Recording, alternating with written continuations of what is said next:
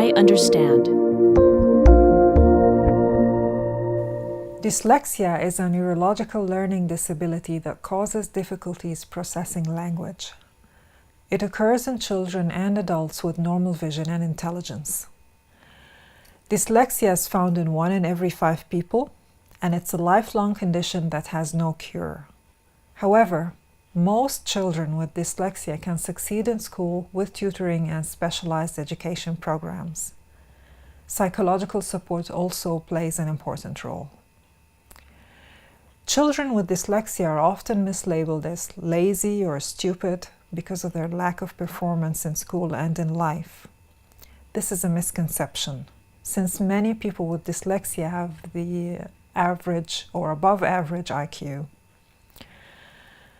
To put it simply, in the brain of a person with dyslexia, there's a glitch in the word analyzer and its connection with other parts of the brain.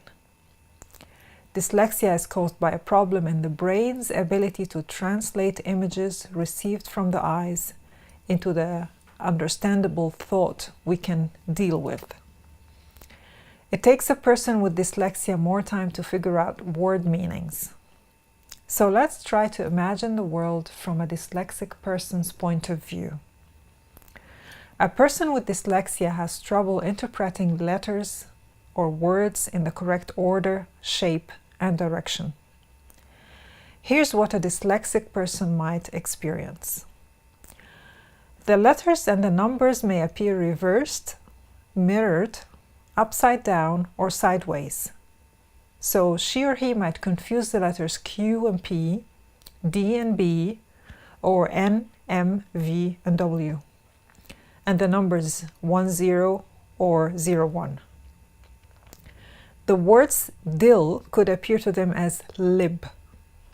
Also, the numbers 2, 3, 4, 5, 6, 7, and 9 could be confusing to read and write. People with dyslexia might also see the letters correctly, but would be unable to sound out words. That is, to be unable to connect the letters to the sounds they make and understand them. Other people with dyslexia might be able to connect the letters and sound out words, but are unable to recognize words as they have seen them before. So they find themselves coming back to read the same passage over and over again in an attempt to understand what they are reading. Some might process the letters and words as if they are all crammed together. Some might be processing the words as if they appear completely backwards, such as the word bird looking like Brit, or God looking like dog. Another group may be seeing the letters and words like normal, but getting a severe headache or feeling sick to their stomach every time they try to read a prolonged passage. There are different types of dyslexia to be diagnosed. There's dysphonetic dyslexia, also known as auditory dyslexia. The person has difficulty connecting sounds to symbols and might be having difficulty sounding out words. Spelling mistakes would show a very poor grasp of phonics. The dyseidetic person, on the other hand, has a great difficulty with whole word recognition and spelling. This type of dyslexia is also called visual dyslexia. There's also the mixed dyslexia or dysphoeidetic dyslexia. This is the most severe form of dyslexia because it involves both types of coding functions. The child cannot read, decode, and spell, encode the words, either eidetically or phonetically. Dyslexia can also cause mathematical problems. This type of dyslexia is known as Dyscalculia, which is defined as the inability to calculate equations due to poor mental math and memory skills.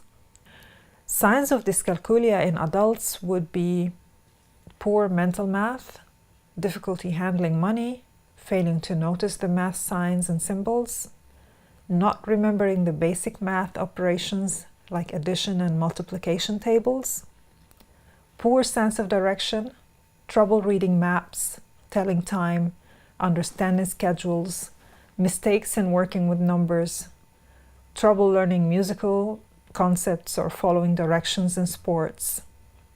So how is dyslexia diagnosed? There's the dyslexia determination test.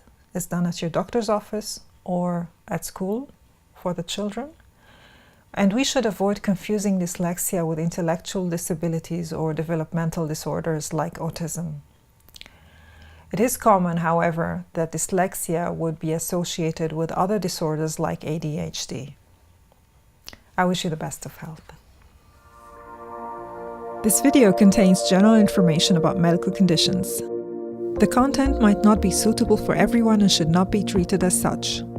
Always consult your doctor before using medications. The medical information is provided without any warranties or legal obligations to those who might apply them.